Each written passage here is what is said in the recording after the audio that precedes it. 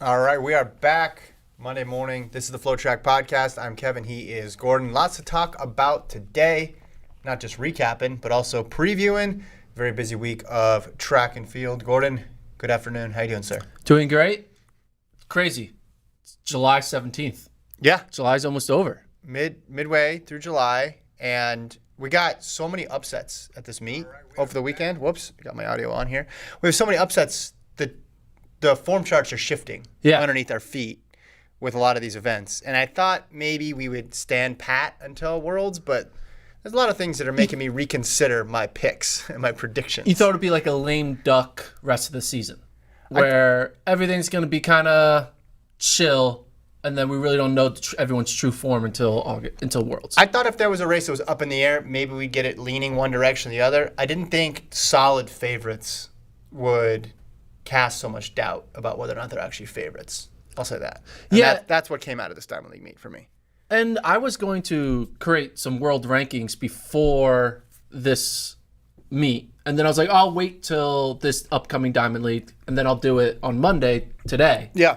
But then I was like, after seeing this past Diamond League and knowing we have 3 big continental tours, which are live on FloTrack, check them out, and then also Monaco, I was like, maybe I should just wait for those 4 international meets to take place before I got put a better in the idea. rankings. Wait till after the World Championships for the rankings. That would be, or maybe just wait till next year.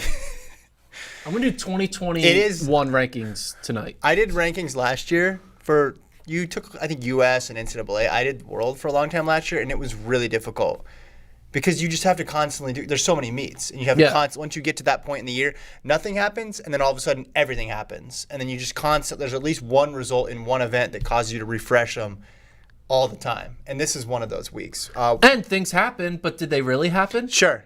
Because were they actually jogging or not thinking about running, or was it? I mean, are we supposed to think Kayla White is better than Sha'Carri Richardson? No, but she did beat her. Or what do you do with the men's 100 now? Yeah. Which we'll talk about. Yeah. So, like, there's just upsets happen that aren't real upsets. Upsets happen that are real. Mm-hmm. There's fake upsets and real upsets. Yeah. So we're going to break down whether these upsets were real or fake. Yeah. Maybe that's what the title of this podcast should be. Real or fake upsets? Real or fake upsets. We'll get into that. We'll also preview, you mentioned the Shelby Continental Tour. We also got the Madrid Continental Tour coming up. We'll talk about that. But first, we got a sponsor again this week. You can see it on the screen if you're watching on YouTube or after the pod.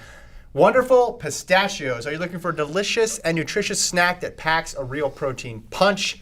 Crack into a good source of protein with tasty, healthy, wonderful pistachios. Each 1 ounce serving of wonderful pistachios contains 6 grams of protein, giving you over 10% of your daily value. It's one of the highest protein nuts out there, but that's not all. Pistachios are also known for their fiber and better for you unsaturated fats, which may help keep you feeling fuller longer.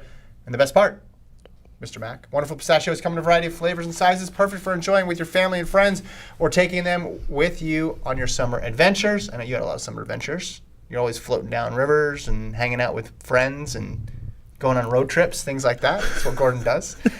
So whether you're dropping, it wasn't a critique. It was true. You do a lot of things. So whether you're dropping off the kiddos, me, as we mentioned, or running between meetings, Gordon, big meeting guy, fuel up with a healthy and tasty snack, Wonderful Pistachios will be your new go-to snack. Check out wonderfulpistachios.com to learn more about how these little green wonders can power up your day. What's the website again, Gordon? Oh, man. Wonderfulpistachios.com. There it is. Wonderful Pistachios. Or just Google it. Yeah, wonderfulpistachios.com. Yeah. We'll tell them the website. Save them a step. There it is. Yeah. All right. We want to do real and then fake upsets, but I think we should first start with Jakob. Because that's never going to be an upset. Never going to be an upset, and you were really wrong on this. You said he was just going to jog. You said he was going to untie one of his shoelaces. You said he was going to practice a kick. He didn't do any of that. He did the Jakob playbook and just did it to full effect. Ran a PR, new European record. Only 3 guys in history faster than him. 3:17.14. Gave the world record a little bit of a 3:27. 3:27. What did I say? 3:17. Not 3:17. That would have been an actual world record. But 3:27.14. 3:27.14. I think we're upgrading, to coin a phrase, to quote former colleague Alex Lohr, we've upgraded to record watch. Now we're in record warning. We're on world record warning now. So watch. Yeah, I don't even know. What's the weather? There's weather. There's watch warning. So Alex is from South Dakota, so Weather I just take his phrases. opinion on storms. Watch versus warning. Yeah, what's higher? What's a higher level? A watch means that conditions are favorable for severe weather. A warning means that severe weather is happening right now. Good. All right, so let me start over and let me say this. The last 3 meets for Jakob Ingebrigtsen, we're on world record watch. We have now upgraded that to world record warning because he ran 3:27. It's happening right 14. Now? It's not happening, but it's looking more and more likely. He just keeps knocking time off of his personal best. And this time was the one time when you thought, with 200 to go, they were even reading the splits. They're comparing his splits to El Garouche's splits when he ran the world record. They hadn't really done that before. 327 low, I think, puts him in the conversation. The world record, of course, 326.00. Still needs more than a second to go, but I think for the first time, I'm feeling like this is a real possibility this year. Do you really think that? Yes. But it would only happen at Monaco, right? It's not happening at Worlds. It's not going to happen post-Worlds. Maybe. So I think we're going to know in like a week. He has the ability to do it now. I think he can do it after Worlds. Why not? It would go against what we know normally, but I'm just saying he's at that level. He's at that ability level of... Does he want to? Yeah, I think he wants to. He said he wants a fast race. That's when I knew your prediction about him just going out there and using it as a World Championships tryout was... Well, you say rehearsal. It and then you change it. It's all part of the process. If he can do it like that, where... now, granted, here's how you knew it was serious, too. Stuart McSwain was rabbiting. That is the highest level of rabbit. You can't really get much... A 329 guy rabbiting your race. Exactly. Pretty good. And you are at that point, he was a 328 guy. And he went all the way to 1,200. So you're not going to get any better in terms of rabbiting. You could get better in terms of competition because he was pretty far ahead. So you could get somebody on his back. But it reminded me, Dababa goes for the world record and they just trot out like the best of the best to rabbit for as long as possible. So I think he can get it done this year. I think it's still it's going to take the right race, going to take a perfect race, but it's not far off. All right. We'll see. Let's get into the... That's it? That's it? We'll see? Yeah, we'll see. I mean, the guy's running... He's, won 1,500s in a row or something like that since his loss to Whiteman. Not 1,500s, but races in a row since his loss to Whiteman. It makes that upset even more of a crazy upset. Yeah. That makes that upset seem like a not real upset because of how good Jakob has become. Like, how did that happen? How good he was prior and then how good he was after. Yeah. It's just one moment in time. It's just crazy. What do you think his odds are going to be to win? Oh, he's a massive favorite. Like, might be one of the bigger ones. Some people might 20 wait, to 1? though. Yeah, some people might wait really heavily. 1 to 20, minus 500? Yeah, some people might wait really heavily, though, losing to Whiteman, in which case, jump on all that. Yeah. Because that's good value. Adam says Jakob said he's not racing again until Worlds. So that would no Monaco. Answer the question. Well, pull up the Monaco order of events, if you can there. Look at the program for Monaco. There's not a men's... It's in French. Okay, translate. But you can figure out mile or 1,500. There's a men's 5K, which he's not running. There's a women's mile. There's a men's 800. There's no men's mid-distance. Exactly. So I always thought maybe they'll add something non-Diamond League at the last minute, perhaps, as a chance. But sounds like he said publicly that he's not going to race until Budapest. I'm just still, though, we're still on. I still stand by my statement. We're still on world record watch because it's possible anytime. Warning. Dang it. See? This is why I should never live near storms. You could not be a weatherman. Yeah, I'll be terrible. Worst weatherman ever. Do they have weather podcasts where they talk about the weather on a podcast? I hope so. That'd be pretty cool. Like just national or do you have about local? Like local. It's like, hey, today's weather report. Like podcast. But would they do a whole... Like, would it be 2 minutes? Or are you talking... Like a whole hour. 15, 20... They interview weathermen and talk about... Like, what's your Mount Rushmore of weather? Yeah. Podcast topics? Do weather drafts? Yeah. Lightning versus hail. Yeah. First round. Who you got? I don't know. Yeah. Depends. Yeah. Depends on... Were the clouds yesterday elite? Time of the week. Yeah. All right, let's talk about the sprints. Is it time? Can we do it? Go ahead. All right. What do you want to start, men or women? Let's start. I have a old list here to help out Tyler, who's producing. Shout out Tyler. Women's 100's next. Okay, women's 100. Yeah, women's 100. So, okay, I have a unique take on this. The result, I don't know. Maybe my brain just isn't doing a good job here with analyzing this race. But when I saw Sha'Carri's first 50 meters of that race, it looked like the first 50 meters of when she was getting eliminated in the first round at USA's. It looked like it just had like a I don't have it vibe. And it was like just everyone else. But then I was like, wait a minute. No, wait. Everyone else is going slower. She's passing everyone. And then she beat Shericka Jackson, one of the top favorites in the world. And I was like, seeing her win a race in that way, I've never seen. And she made a 10.76 look like an 11 flat. Which made me think that when she runs like it's a 10, like that she's priming for a big PB a month from now. Because I watched that race, I thought she ran 11 flat. No. My brain, maybe it's an optical illusion. I think it was an optical illusion with the angle, but I just was watching that and I was like, she had a bad start. Like she was, what place was she in after like 20 meters? She's probably like in 5th or 6th place. No, I thought she did a good job getting out. Shericka just ran really well from about 30 to 60 and took control. So maybe it was and then Richardson the field making her look like she didn't have a good start. She wasn't running against a first round field. She was running against a really good I know, field. A bunch that's of really why my good brain starters. was broken because I was like, it looked like she was running 11 No, flat. I think you overrated the first 10 meters of this race. I think you put way too much in the first 10 meters of the race. That's probably what I did. My takeaway was people acting like this was surprising, like it was some huge upset. No, she beat her already. Already, yeah. This is already a thing that's happened. Yeah. Since then, obviously, Jackson's run 10.65, but this confirms what we already know. These two are really close. They're going to be really close. And there's 3 other women that we think can factor in the gold medal picture with Alfred, with Toulouse, and then Fraser Price being the ultimate unknown at this point in the season. We'll see her run in Madrid this week. So there's not much distance between Jackson and Richardson right now. It did show, though, that there's not like a dominant... Obviously, Richardson is 2-0 against Jackson. And if someone is 2-0, that means you never lost. You're the best, right? But it doesn't feel like someone being 0-2 versus Jakob Ingebrigtsen.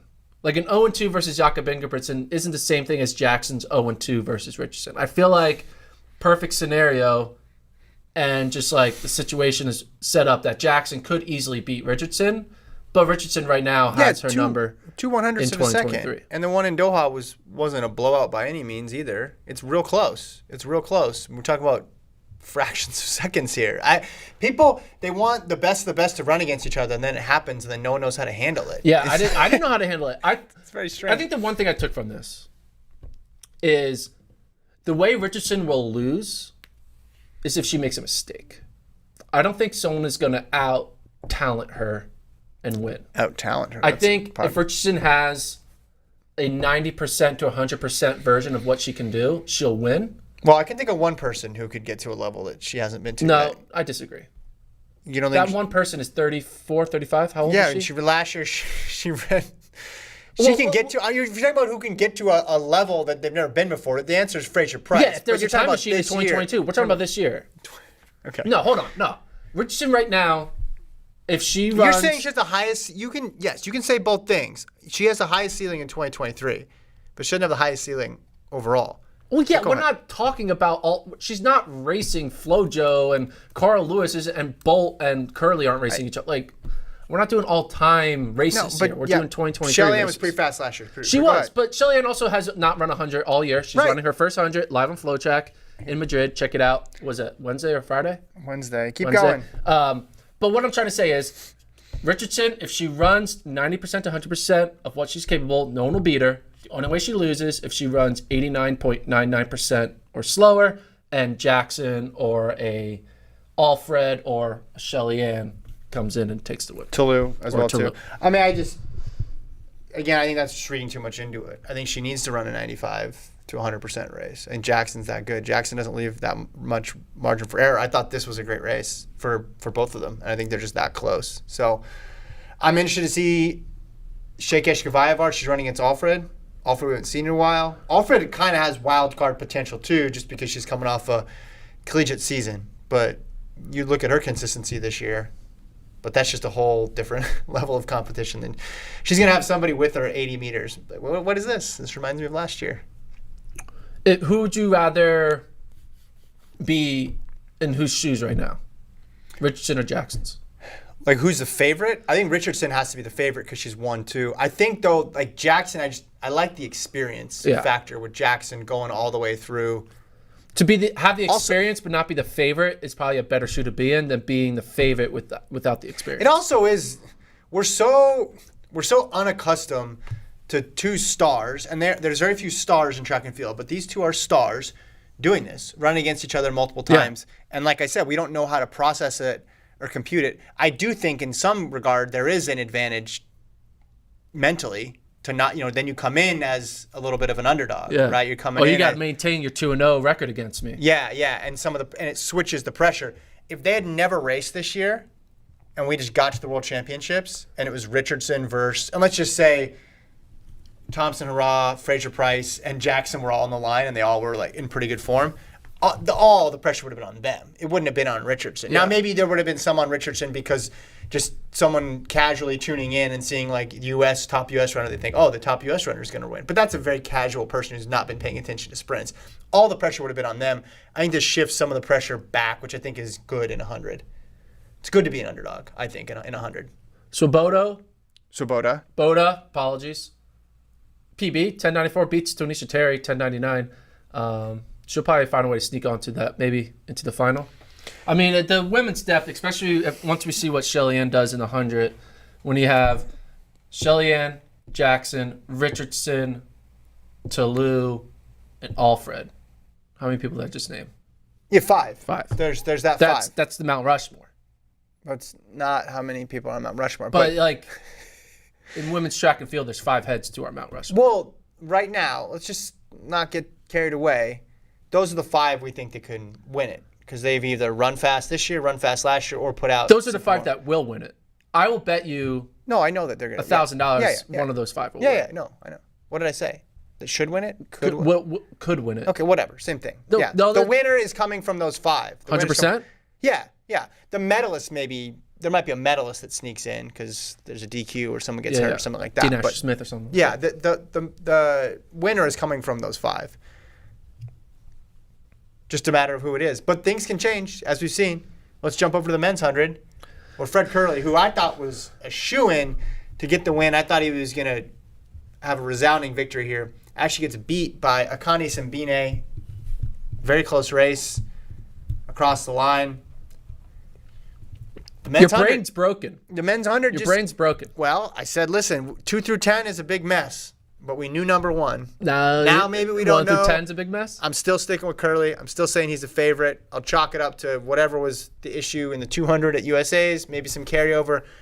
I don't know, maybe some travel stuff. But yeah, 997 for Simbine, Kerley 998. And then it was just a complete logjam there all the way through like 10:01. 5 guys within the top, within .04. Who's Emmanuel Aseme? From Cameroon. He ran fast at La Chaux-de-Fonds, which is like way high altitude. So people always discount those marks. But he ran, let me look, I think it was a quick He says time. his season's best is 996. I mean, Kerley ran the exact same time. This is why I think it should look good for Kerley. Because you think the defending world champion, a guy who has a 9.7 PB, in a race where he runs the exact same time, no offense to Aseme of Cameroon, that maybe this isn't a true Kerley performance. Because I think Kerley is better than .000 seconds of Aseme because they ran the exact same time. And with that saying, I think this is more Kerley ran poorly than Simbine ran Yeah, it wasn't well. an all-time race for Simbine, 9.9 high. Yeah. He's done that a bunch of times before. Yeah, this result makes more sense if you have Kerley than at 991. That tracks more with what we've seen this year, but they're not going to play those games on the podium. They're not going to be, oh, you were only .02 behind this guy or that guy. We talked about Charleston versus Kerley being interesting. I mean, that's, I guess, a silver lining for Kerley. He has an off race, and he's still finishing runner-up in this one. But, yeah, that gap obviously now totally shrunk because Zarnell Hughes isn't here, Omanyala, etc. The other Americans aren't here. It is open, and if we see him again, we're all going to watch it through the context of who is the 100-meter favorite still. Because it's either going to go – there's not enough time left for somebody besides Kerley to assert themselves as a clear number one. It's either going to be we're going into Budapest with Kerley as the favorite, or it's genuinely wide open. And really? Kerley might still be – he might have the best odds, but he's not the favorite. There's if not enough Coleman time. goes out there and runs 9.7. It's not enough time. It's not enough time. I've seen enough of his races where he's getting beat by guys. He's not the favorite. He could win, but there's not enough time. There's not enough time for someone to establish themselves as the top guy, other than Kerley. Yeah, because Kerley was the only undefeated guy. And now, Yeah, exactly. Yeah, he was giving losses to everybody. And, listen, Coleman, yeah, he's been solid. He's been great, but he just lost to Charleston. Okay. So if Kerley now has a loss, and everyone has losses to everybody, right? You listening? Or you Yeah, reading I'm reading the comments. Someone says this was not an off race. Kerley has run 9.9 in most of his races. He's only 9.88 was with plus 1.5. Wake up and smell the coffee. All right, chill out. Kerley's the defending world champion. Now that everyone has losses, what should be the thing we look to decide who the 3 best runners are in the world? Obviously, we'll have a race to decide that, but is it going to be head-to-head? Is it going to be season's best? Is it going to be PR? Or is it going to be finish at Worlds last year? What should be the most important measuring stick to sort through the top 8 guys? I got an answer for you. You ready? What? World rankings. There's a device specifically for this question. Yeah, but it has Trayvon Bromell number 2. And Marvin Bracey number 3. And neither So of we those could guys are there. Potential sweep again at Worlds. Watch out. Kerley's 1, Simbine 4, Omanyala 5, Coleman 6, Blake Lyles, Seville, So Charleston. Very American heavy. yeah, I don't like the way they do the world rankings. All right, so you don't like the world rankings. We'll get rid of that. What are we going to use? Yeah, I think most of it's going to come down to head-to-head because we don't have any crazy fast time, and we don't have a person like Bolt who, all right, as long as we see, can he go 9.8 mid one time before Worlds? Okay, cool, check the box, he's a favorite. We don't have anybody like that. We don't extend them the same amount of latitude. Women's side, we would. If Fraser Price went out and, a month, even if she debuted late, if she went out and ran a 10.6 or a 10.7 low, you'd be like, all right, favorite. Yeah, Check, done. If Sheldon runs 10.7 this week, she's the favorite. Yeah. You don't have that with the men. So I think it has to come down to head-to-head, and Kerley's head-to-head up until this point has been really good. But now he has a loss, so we'll see what happens. If for some reason doesn't race again or keeps a low profile, I think he still goes in as the narrow favorite because he's the reigning champion, but it's not a big gap. It's not a big gap at all. It's barely at anything at this point. Should all defending champions be the favorite? No. Who's a defending champion? Jake Whiteman is not a favorite. Okay, he's not running. He's literally not there. Paulino is no longer middleweight but one. Never mind. Yeah, name someone who's returning into that event who is no longer the favorite. Well, Amusan just won, but I'd probably take Camacho Quinn right now over Amusan. Okay. Is that disrespect? I'll take Amusan. Femke Bull is probably gonna win the 400 hurdles. Again, we're talking about athletes who are running the event that they're defending. So Holloway would be the slight favorite, even though Bravo ran 12.94. I mean, some of that longer 200? Those 5K, 10K stuff. Shericka Jackson's the favorite. What do you mean? Lyles is the favorite. Gabby Thomas, pretty good. Jackson's still the favorite. All right, in you the sure? 2. Yeah, she's the favorite. Who has the world lead? It's not. Again, she ran 21.45 last year. She's That one was of last year. She's one of those people though where Okay, last Jackson's year the matters. favorite? Yeah, because Shelly Ann's not the favorite in the 1. right. She's not. Michael Norman's not the favorite in the 400. Well, he's not running the 400. You can't pick people who are not running the event. Manuel Career. I'm not reporting that, by the way. Michael Norman still might run the 400. I'm just assuming he's hurt. Hold on, you're gonna look right in the camera. Tyler, can you zoom in? Gordon's gonna report No. something. I'm not reporting that. I'm Regular not reporting. Brian Windhorst over here. I am not reporting that. Okay. Yeah, I just like looking at their What's your question? Are there people who aren't favorites? Yes. Are there some? But we have yet to find anyone. It's just I've Toby. listed Toby on the 8 sun. people. It's the only person. Emmanuel Carrere. He's not going to be there. He's not going to be on the team. Hence, not a favorite. People who will be there. Actually, he probably will be there because he's the defending champion. What do you mean? Yeah, what I'm saying. What do you mean? But that's an obvious, like, the guy don't have it no more. Okay, I would say. Well, I think in some of those 5s and 10s, I think it would be toss-ups. But, like, in the sprints. If you're just talking sprints, 400 and down. Kerley, still the favorite. Lyles, favorite. Norman, that you're saying that doesn't count. High hurdles, I think Holloway's probably a loss or 2 away if it's to Broadbell. I don't know if they're going to face off, then that would switch. Warholm's still the favorite. Women's 400 hurdles. Warholm's not the defending champ. DeSantis is. Maybe sorry. DeSantos. Yeah, that's one. Okay. DeSantis is not the favorite. But that's same thing. It's injury related. Yeah. So I don't. This game isn't as fun as you thought it would be when you introduced it.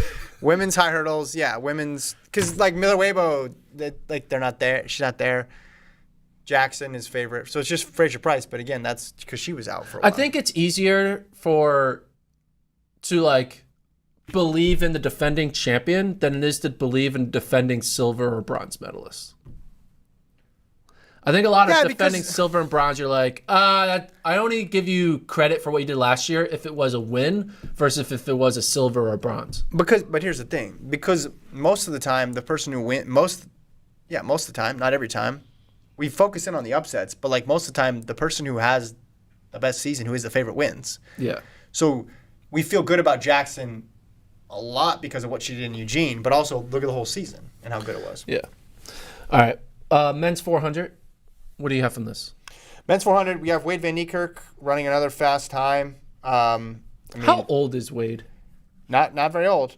He's not very old. Really? Got injured at a pretty young age. Runs 40. He's 31. 44.08. That's pretty old for a 400-meter guy. Right, but not like the legacy 400 guys, because Merritt was good late. MJ was good late. There's been a lot of guys who have been good later on in their career. But he just destroyed everybody the last 100. I thought Sam Mkonga might give him a run, but he pulled up way early in the race. Van Niekerk, we want to see more Stephen Gardner. We want to see if Norman comes back, but Van Niekerk has a path to gold. Pretty obvious. I can see a situation, no American medals. Yeah. Because the Americans didn't do too well. That might be the median outcome is no American medals. If you're talking about Gardner coming back to full strength, yeah, there'll be someone else who squeezes in there. But Sam Mkonga, I think, is the one. He's the wild card because he's run under 44 seconds this year, and he's so young. So I think if he could work his way in there, if he could get into form by the time World Championships, I think he's got a really good ceiling. But Van Niekerk just keeps knocking off the time. Women's quarter, though, I think was what was interesting. Talk about real versus fake on the upsets. What is it? Tell me the real versus fake. Presented by Wonderful Pistachios. Kazmarek of Poland wins, gets a PR 49.48. Linka Klaver second 49.81. Paulino 50.00. So well back. Remember we saw her in Paris. Sydney's like, I made a great decision. I waited. I chilled. Yeah. No, I think Paulino will be back. I'm not worried. You should be worried. I should? Yeah. I don't know what you'd be worried about. Or is this scary? Real or fake? Is track and field scary? I don't think it's like it's real that Paulino is done. That's what I'm saying. But what do you... Well, yeah. Yeah, no, for sure. I guess it's more not Paulino being done. It's more about can Kazmarek be a legit player? To beat Sydney? No. To get bronze? Maybe. To get silver? I just think one of either Wilson, Adeleke, Nasser, or Paulino will be better for silver. Okay. So these 49-second PBs that it's gonna take. Don't Klaver you think? And Kazmarek was just like meh. Don't you think it's gonna take sub 49 to PR or to medal? You think third place will be 48 seconds? Top two. I meant silver. Why say silver? That's a boring thing. Say medal. Add in third. Have a take, man. The take should be... I don't think it... But third place is running 48.9. I don't believe it. That's why. But I think it... Do you know it's fun to say things you don't believe? No, that's called lying. It's not called lying. It's called introducing conversation. Look into the camera and say that again. So I think the top two are going to go sub 49. So if you're saying, can one of these women get into silver position, it's like they need to knock off another half a second, or in Klaver's. I think third case, place is running 48 seconds. Well, that makes it even harder. I think first place is running 47 seconds. I think second place is running 48 low. And I think third place is running 48 high. Well, it sounds like you That's answered not your me own lying. question. That's me just... I know, but you answered your own question then. Unless you think Klaver going to PR by a whole second again? Because Merrick, though, she's according to this now, a low 49 runner. Because she ran 49.48. 48 is under 0.5. So she is 100%. She's the slowest low 49 runner in the history. I mean, she could have ran 49.49, which would have been perfect. But 49.48, her PB was 49.86, so she's chopping seconds off. I don't know. Why not? She could find a way to... I mean, Britton Wilson has had a long season. Yeah. Adeleke has had a long season. Yeah. Just went pro. I think the gold medal spot is... But here's the thing. I think that those two things don't go together. If you believe it's going to take a 48 to get on the podium, it's got to come from one of those women that you already mentioned. Yeah. It's going to be Wilson or Adeleke shaving just a little bit of time Or Nasser, yeah. off their PR. Yeah, Nasser doesn't even need a PR. I don't think it's going to come from someone again, like going up, dropping another 0.7 of a second. All right. Could be wrong. Anthony says, dude, stop. No women running 47 for the 400. I agree with you, Anthony. Wait, Anthony? No. Bet. You don't think Sydney's running 47.9? Put your Venmo in the chat. Not this year, no. I don't think so. You're wrong. Yeah, I'm probably going to be wrong. You're wrong. I always do this. You're very wrong. I always do this with Sydney. You're very wrong. You thought, yeah, she ran 50 seconds in a 400 hurdle last year. Not enough people have explained that to me. 50. Say it again. I have a wall where I have a photo for every notable. We've seen it. People watch the podcast. They see where we record. Yeah, but I have a wall, and I have a photo from 2014 all the way through 2021, and I had to pick a 2022 photo, and the 2022 photo is me of Sydney. Oh, with her incredible gap between first and second. So it's like the overhead shot. She made the wall for my 2022 moment. 2023 moment is still up in the air. I couldn't decide. I was like, I'll give it a few more months because maybe something from cross country. 2023? Yeah. We have world championships too. I have to be there. I'm not going to be at Worlds. Oh, I have to be present. I see. People want to bet money on your 47-second prediction. All right. We'll wait till we get closer to Worlds. Put the Venmo Wait in the till chat. after semifinals and then we'll place the bet. After the semis. It's not how it works. Anything else you want to talk about with the Silesia Diamond League? Nah. All right. All right. Every time I type out the word Silesia, I spell it wrong. Spell it incorrectly. Big stadium. Looks like they had over 20,000 there. Gigantic stadium. This used to be a continental tour, right? Yeah, and then it got upgraded because it replaced one of the other ones. Probably one of the ones in China. China ones, yeah. Yeah. Well, because China added another one right as they started canceling. So they Yeah. had 2 stops in there that they haven't done. All right. Yo, who's bringing you this podcast? This podcast, thank you, Gordon. Sponsored by Wonderful Pistachios. That's right. The website, wonderfulpistachios.com. Remember, they come in a variety of flavors and sizes. Perfect for enjoying with your family and friends or taking them with you on a summer adventure. We talk about how we enjoy the pistachios. Dropping off the kids, running between meetings. You're fueling up for that healthy snack. They're a good source of protein. Each 1 ounce serving of Wonderful Pistachios contains 6 grams of protein, giving you over 10% of your daily value. One of the highest protein nuts out there, known for their fiber and better for you unsaturated fats, which help keep you feeling fuller longer. Again, the website is wonderfulpistachios.com. We have a new segment alert. It's called the controversial segment. Is it let me finish the ad read? No, it's segment? not. Okay, cool. Yeah, it's it's called the controversial segment.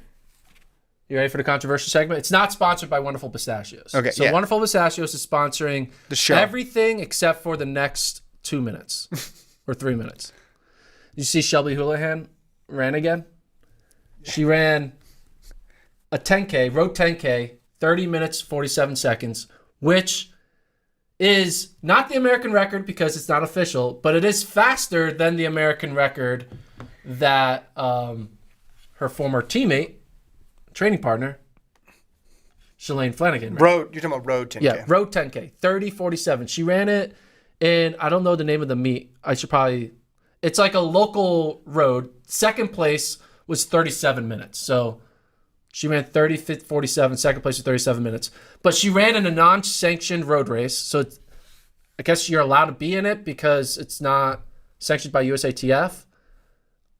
But what are your thoughts on someone who's serving a 4-year ban running faster than the American record in a road race that isn't sanctioned by any governing body? So she was allowed to run in it because it's, Yeah, not every race is going to be sanctioned. That's just the reality of it. Yeah. And she's allowed to run in races that are not sanctioned. The race director, I suppose, could put something in the contract or entry form and prohibit this sort of thing. But by and large, that's not the focus of race directors in community runs. They're trying to just get people out there to run, maybe raise some money, maybe make a profit. They're not really thinking of it from the elite perspective of the sport. But in terms of what type of shape she's in, I mean, her band, we've talked about this, with the last time that she came up. It's very clear she's going to keep going. It's very clear that the ban is up in 25, correct? Yeah. So she'll miss the Olympics next year, but then the 2025 season, she'll be ready to go. She's gotten through what appears like the beginning part had to have been the most difficult. The initial shock of, okay, I'm banned. I can't compete. Am I going to keep doing this? Looks like she's gotten through that and maintained the same level of form. I think, it means she's going to be back in 2025. You can do the math about, okay, peak and your age and all this stuff. So many people are running so fast late in their careers now. And I think that people need to be ready. Now, most people, a lot of people, I shouldn't say most, I'll let people make up their mind, but some people aren't going to like it when she comes back, but it looks very clearly like that's the direction that she's trending. It's not as if sometimes people get the long suspensions and they just move on with their life and they're done with running or track and field. That's not what's happened here. She's still running. Yeah, she ran 30:47 over 10,000 meters. Right, it's fast. It's very fast. Yeah. It's a weird thing because you're like, it angers people, but let's be honest, running in this race is not the same thing as her running in like the New York City Marathon or a that would not be sanctioned allowed. Yes. run wherever. Like you can't get like, it's just, I guess technically because there's a online result of it, she could have just ran around her block 10,000 meters and run 30:47. No one will know. But I think it's because it gets recorded in an official capacity, even though technically it's not really official because, it's not a sanctioned race. Things seem more official than they are now because they get put onto websites. Yeah. And screenshot. Like things look as if they're equal value. Now, if you scroll down and you look, okay, what was second place? You realize it was 37 minutes. Or you look in the men's side of things and you see the winner was 35:14. No disrespect for those times. Times I myself am very familiar with and no longer familiar with. Big shout out to the brothers, Taylor Huseman and Evan Huseman. They finished 4th and 5th. 4 5, yeah. 2 top 5 spots right there. So this is very clearly a community run. Yeah. We can decipher that from the results. And is she allowed to, like, if you're going to ban somebody from even running in community runs, it feels almost unenforceable because there's way too many races going at any point. Can, if Ja Morant, is he allowed to play pickup basketball during his 25-game suspension? Mm-hmm. And like in a park? Is that illegal? Probably not, right? But technically it's a game with scoring and there's a winner and loser. Yeah. But it's not sanctioned by the NBA. It's pickup basketball. This is the same thing. It's not sanctioned by any governing body. It's just pickup running. They're doing pickup running. Well, meet me around and the block. Because it's pickup running and because it's not sanctioned, we also have to question the length of the race as well. David points out in the chat, look on Strava, everyone who ran shows it was short. Oh. You got to find some PRs. You got to find some comparable marks. Does that link I don't up? have enough time in my day or week to sleuth around random. He said, so David says barely 6 miles. Barely 6 miles. Okay, so let's add 90 seconds to that. Like 0.3, add 0.3. Yeah. Add 90 seconds to it, just to be Add 90 conservative. seconds. But still, I think that it's going to show she's probably recognizing she's going to be up there in age and that she's going to have to try to make a 10K team and then I'll eventually move to the marathon when she's like 35. Mm-hmm. Like she's going to probably try to make the 2028 marathon team. Okay. Right? Check back in with me on that one. I will. Bottom of the hour. Add All to right. Google Alerts. Yeah. All right, let's move on. Let's preview some stuff. Well, a couple of the results Gordon wants to talk about. Yeah, obviously people are chasing the standard. Joe Wascom made an attempt at it in the 1500, came up short, ran 3:34.64, just missed the standard, but his world ranking is going to be fine. So even if he doesn't get the official time standard, Joe Wascom's odds of being on the team via world ranking are like 99%. I made a mistake earlier. I had Will Clay not having a high enough world ranking. There was an error on the World Athletics page. He does have the world ranking, but it's just not there. So Will Clay is in. And then also Sean McGorty ran 13:02, again the 5K ranking, 5K standard. So the 5K team is now set with Abdi Hamid, Paul Chelimo, and Sean McGorty. Now the big question is, will McGorty chase a 10K mark, maybe in LA? There's a Under Armour Sunset Tour meet there. That's to be determined. And then if he says no, will Grant Fisher take the fourth spot? If Grant Fisher says no, is Connor Manch just out there being like, give me a local 10K for me to run to get on the team? But we'll have to wait on that. But Sean McGorty got his first, the big thing out of the way, which was running 13:02. So, all right, let's preview this week. Tomorrow, this is me tomorrow. So if you're listening to this, yeah, it's on the Tuesday. meet already happened. It's on Tuesday. Sha'Carri Kavayevar. Then we have another Continental Tour on July 20th. Then July 22nd, Madrid. That's when Shelley and Fraser Price is scheduled to run. So that would be on Saturday. Fraser Price would be on Saturday. But so let's just talk about tomorrow's race, Continental Tour. No, it won't be on Saturday. The 22nd? Oh, yeah, Tuesday, Thursday, Saturday. Yeah, okay, you're right. Sorry. My brain. I got to apologize for my We brain. just saw Richardson and Jackson race. Now they're going to run again, but not against each other. This time, Richardson is going to be in the 100. Jackson will be in the 200. The 100, though, is interesting because we're going to see Julian Alfred enter the mix. One of the women we think could medal, potentially has an outside shot at the gold. In the 200, Adeleke, her former Texas teammate, is in there. So is Kayla White, who just made the team. Tamara Clark as well. But it's cool that we're getting to see Jackson and Richardson again, even if they're not running in the same race. Yeah, and I'm just really excited to see Julian Alford's going to be an interesting one because it is her first race after a long break. If Julian Alford goes out there and like gives Sha'Carri a run for her money, it's going to really open everyone's eyes that like that 100-meter final is going to be quick. Mm-hmm. It's going to be good. There's going to be someone who gets fourth who probably would have medaled in every previous global championship because of how deep it's slowly becoming. So I'm excited to see how she does. But I also can see Julian Alford go out there, run like 10:9 and not have a good race because, she's flying overseas. She had a long college season. So she's just kind of gearing up again for another run. This is going to be like her running at the Longhorn Invitational, but it happens to be in Sheshkev Kavayevar. And you Sha'Carri Kavayevar. Sha'Carri Kavayevar. Yeah, I think. Sha'Carri Kavayevar. I repeated what I heard someone else say 2 years ago, and that stuck in my head. I will give you $20 right now. I can't spell it. I'm not even going to try. Just step. SZEKEVE. Okay, good. Oh, I got pretty far. You got pretty far. You got as an S. Oh, my bad. All right. Looks like awesome meet. Yes. Always an awesome meet. Tamara Clark, I'm excited to see. She had a good semifinal and then kind of faded in the women's 200 final at USA's. But I think Tamara Clark could still put together a good 200. Again, Jackson's going to win it, but excited to see that.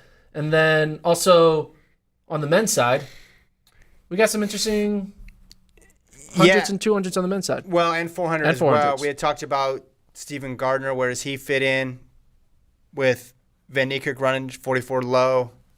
He's in this race, so I'm curious to see him. Vernon Norwood's in there. He just got runner-up at USA's. Knighton in the 200, coming off his USA's win. That could be interesting. A lot a lot of Jamaicans in the men's 100 with both Blakes, Ford, and Watson, in addition to Ronnie Baker and PJ Austin. Yeah, it's going to be, I think Knighton, everybody will gravitate to watch what Knighton does. See, hey, can he close that gap on Lyles in terms of time? But I'm also watching the 4 and the 1. I'm mainly watching the 1 because I'm excited to see Akeem Blake, Johan Blake, Raheem Ford, and Rohan Watson. All sub-10 guys now because Rohan Watson and Raheem Ford have come on strong and run sub-10 this year, I believe. This year. So the Jamaican team is also kind of weird because there's no Akeem Blake on it. It's like, and when their top 2, obviously there's no Johan Blake on it, and also one of their top guys at the trials didn't run the final. So there's just like all this unique depth on the Jamaican team where the 3 guys who are going to be on the starting line at Worlds won't be technically necessarily the 3 best Jamaicans. So I'm excited to see how they run against, I guess you could look at, it's the B US team with PJ Austin, Ronnie Baker, Marvin Bracey. It's crazy. Marvin Bracey's now on the B team because he's after getting second in the world last year. But you know what I'm saying. He's not, it's hard to make the US team. So I'm excited to see how the Jamaicans do, who actually is the top Jamaican in that race. I can't even see the Jamaicans going 1, 2, 3 in that race. Which would be great for clicks. People watch that video. All in the game, Alfred won the 100 at the CAC games in 11:14 with a minus 2.2 2 weeks ago. So this won't be here. This is not the Longhorn Invitational. Dude, what would we do without our chat? Our chat are our great statisticians. They help us get us through this podcast. I watched that race. So thank you for pointing that out. Because now blew it. I should have called Gordon out on that. We're going to put up the clip without that fact, and everyone's going to put it in the comments. No, I'll just cut around that. Okay, I'll make you seem smarter. Still, I think, all right, so she ran once, but this is the first time with really serious competition. So this is just it's an inching race because it's Julian Alfred testing herself in 2023 against a potential gold medalist in Richardson. That's what's going to make this really exciting. There's only been 2 women to win the 100 meters in the NCAA in Austin, Texas, and they're racing each other. No, they hosted the meet back in the day, I think. Oh, Austin never hosted outdoors? I made that up. The two past Austin NCAA outdoor champions. Because, I mean, that was the thing. Sha'Carri was tweeting out about whether or not her record was going to get broken. Yeah. Julian Alford would have broken it, but the wind was not legal, so she never actually got the official record. But you're not going to find it. I should have future sites. You're not going to find it. Here we go. No, I found it. You're not going to find it. Found it. You're not going to find it. It's men's. Let's just go women's because I think they used to split them up. You're not going to find it. You're not going to find it. I Stop am. trying Come to on, find Wiki. it. You're not finding it. Get me there. Here it is. Host. 1985. Austin hosted. Who won the women's 100 in 1985? So let's look up. Let's see if there's another one. This is the stupidest. No, this is good. Okay, so we have Sha'Carri, who won in 2019, Julian Alfred, who won in 2023, and then 1985. Who won NCAAs in Austin, Texas in 1985? So Oregon won the women's. No, individual won the 100. Yeah, I'm having trouble finding individual results. Dude, 1985 Here we go. NCAA. See if Track and Field News has got it. Women's. Oh, they do. Very small print. Who won? I'm looking it up. Hold on.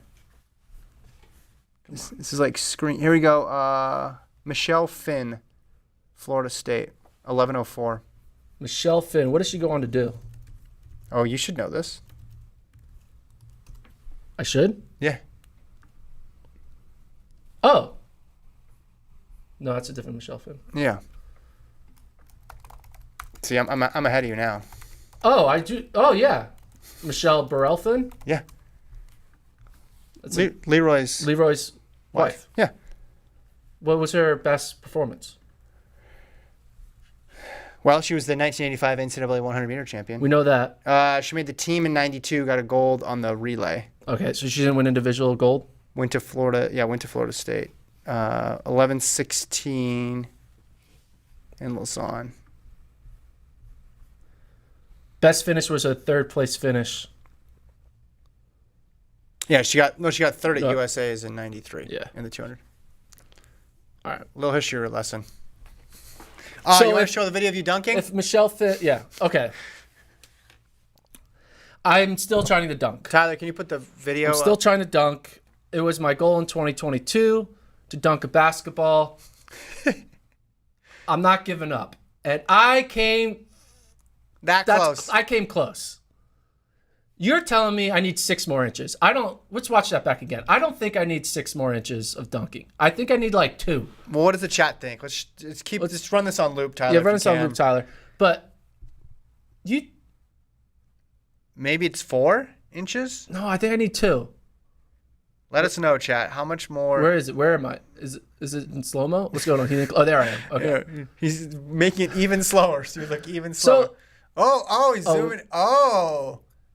So First of all, the rim is clearly bent. I don't want to throw shade. No, it's not. It just looks at that angle. Oh. Here he comes again. Here's Gordon. All right. Can you go back a tiny bit, Tyler? Is that possible? Yeah, perfect. Okay. All I gotta say, this is better than January 2022. Way better. You're doing great, man. You're doing great. I just think it might need a little bit more. Okay. You don't think you need 6 inches more? I don't know if I need 6. Maybe 2. Do you think I'll get it by the end of the year? I see. Now you're fighting father time, though. This is what we talk about. Do you think so-and-so is going to be able to get the standard? I'm still 35. Yeah. I haven't turned 36 yet. I like the fact you were able to grab the rim at the end of it. You weren't just slapping. Yeah. I think I'm gonna get it. Maybe I'll do another attempt like in end of August. It is hot out there. I got tired quickly. It's hard to breathe. It's 130 degrees in Texas. You're doing your workout plan is probably really still pretty silly. Yeah, I have a silly ass workout plan. So you're still doing push-ups. Yeah, I'm just doing things. I'm just going to the gym, saying hi to everyone, and saying, "Hey, I'm trying to dunk." Yeah. Nice to meet you. You do a little bit of plyos.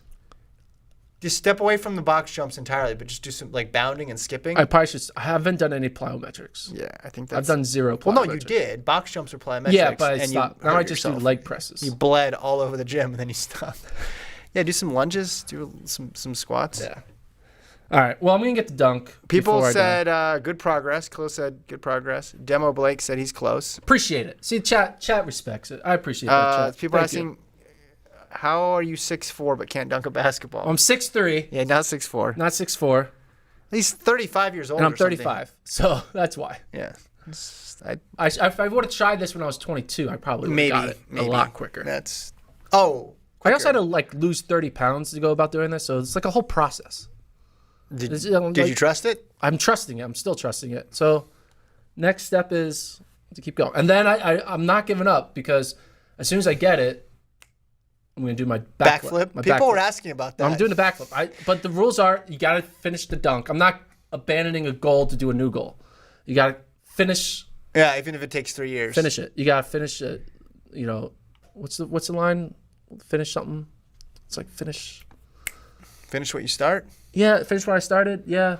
I don't know what the line is, but there's some phrase that you see on the internet. Okay. About finishing. I believe it. I believe you. All right. Thanks, Tyler, for producing. Yeah, thank you, Tyler. Like and subscribe.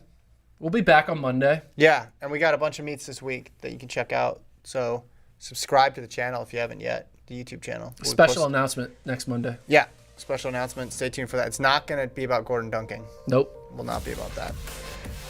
Talk to you guys then.